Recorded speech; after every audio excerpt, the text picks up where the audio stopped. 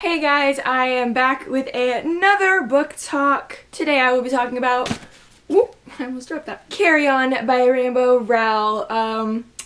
For those of you who don't know and have not read Fangirl, in Rainbow Rowell's novel Fangirl, her main character Kath is writing a fan fiction about this wizardy guy named Simon Snow who's the chosen one.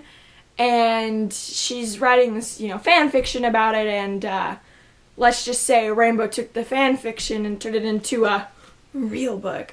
So in this book, we are with Simon Snow, and they're trying to stop this crazy creature that's been sucking up the magic out of the universe, and Simon's still trying to get a hold on his power, and they're all getting ready to graduate. It's their last year at Watford, and it's cool. So go read it if you haven't read it. Alright, for those of you guys who have read it, I just want to say this is probably the cover, the dust jacket's okay, I like it. I'm really excited for the paperback version to come out because I saw it and it's gorgeous and I'm gonna buy it when it comes out. But just look at this, underneath, I love the yellow and I love the faces on it. Is it dorky of me to say that? Because I really do. And then there's maps on the insides. I love a book with a good map. I love maps. Alright, so anyways, I just want to say, okay, so when I picked this up, I assumed we were going to be reading Kath's fan fiction that we do get snippets of in Fangirl, and that's what I thought we were going to be reading, but it wasn't. It was completely, still had kind of the same storyline, but it was completely different. We didn't see any of the scenes we got introduced to in Fangirl, and I really enjoyed that because it allowed this book to be its own world, separated from Fangirl, and I really enjoyed that Rainbow did that, letting us experience it differently, and it was so good. However, I must say I did watch some people talk about this book when it first came out in 2015, and a lot of people absolutely loved it. Me, on the other hand, don't get me wrong, I did like it, I did enjoy reading it, but I did have some issues with it, and so I was kind of disappointed that it didn't live up to the hype that everybody else was talking about. But I will get more into that in the other part. I'm going to talk about the stuff that I did like first, and then I will roll on into what things I did have problems with. So, character-wise, I really liked Simon. I thought he was awesome. I thought it was really refreshing to have a book where the chosen one, he's been going to school for 7 years, I think, at this point, trying to get the grasp on his magic and become, the great chosen one that everybody says he is. But, however, even after 7 years of going to school and training and trying to get a handle on his power, he still has no idea how to harness it, how to work it. It just kind of happens. And I really like that. It was kind of refreshing that, our chosen one, who has been studying and working and practicing they do for years, still isn't perfect. He doesn't know how to work it.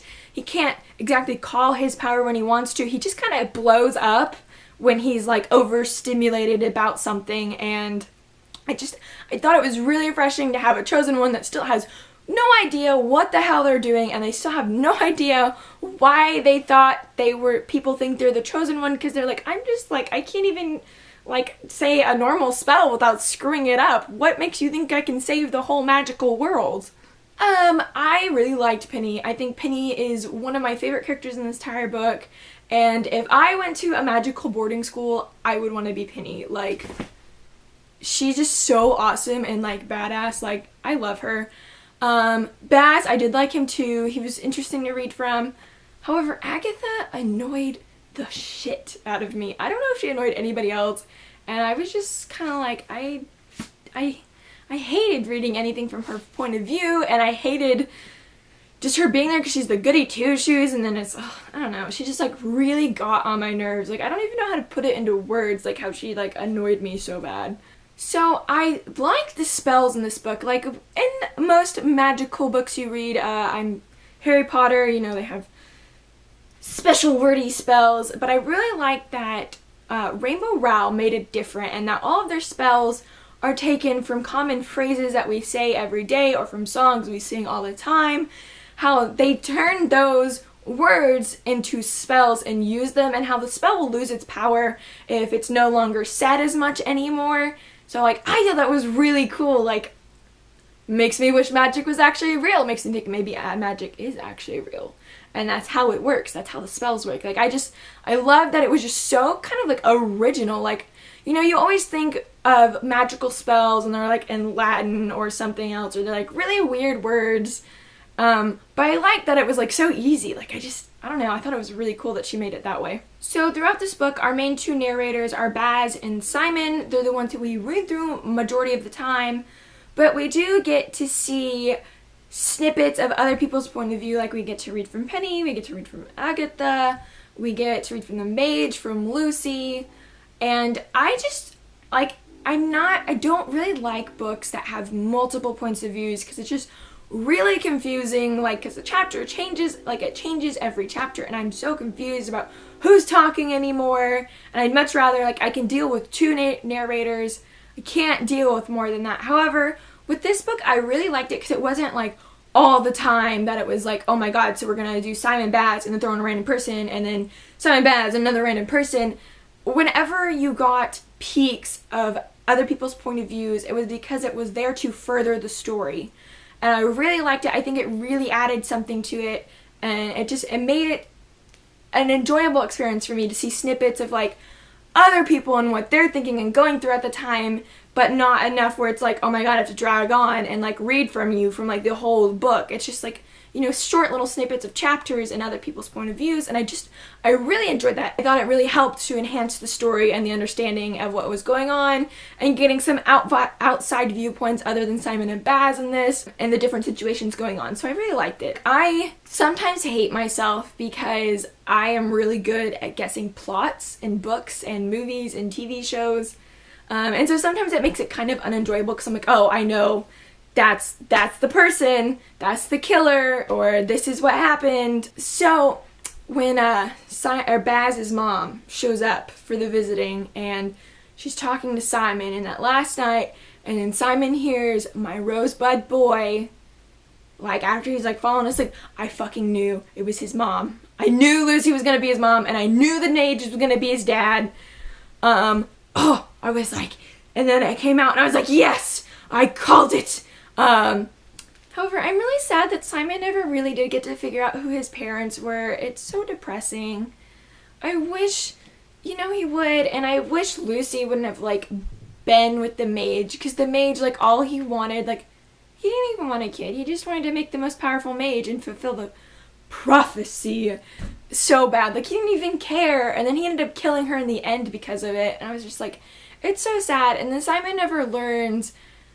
Although, I don't know how he would take it. Like, I'd be kind of upset, like, if I learned that the mage was my dad, and I'm like, you knew you were my dad, and you didn't do anything. Like, you came and picked me up from a childhood home, you know, and then brought me to this magical school, but you didn't teach me, like, make me feel like a child. You just made me feel like this kid you were trying to train to become, like, the chosen one. And I was just so sad. Like, I wish he would have been able to, like, know who his parents were, and it makes me so sad. Like, and that, like, the mage, like, literally, it makes me want to kill him all over again. Like, why would you do that? Like, you would think after your dumbass got Lucy killed because of this stupid thing, then you would realize, oh my god, but, you know, at least I have part of her here with me with Simon, and it's just so sad, and I just can't deal. So the monster we are terrified of in this novel is called the Insidious Humdrum, and the humdrum sucks the magic out of the world.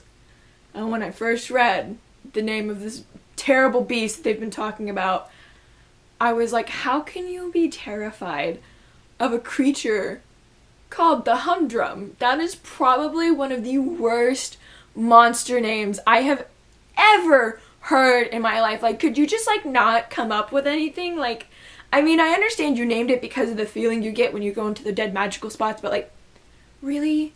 The humdrum? You couldn't come up with anything more, like, I don't know, scary, intimidating?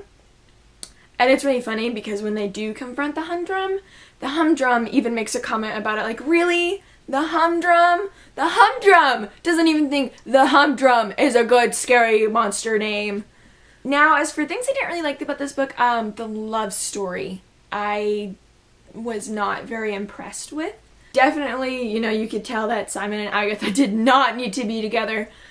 As for Baz and Simon, I didn't like it. I just feel like it was just kind of thrown in there.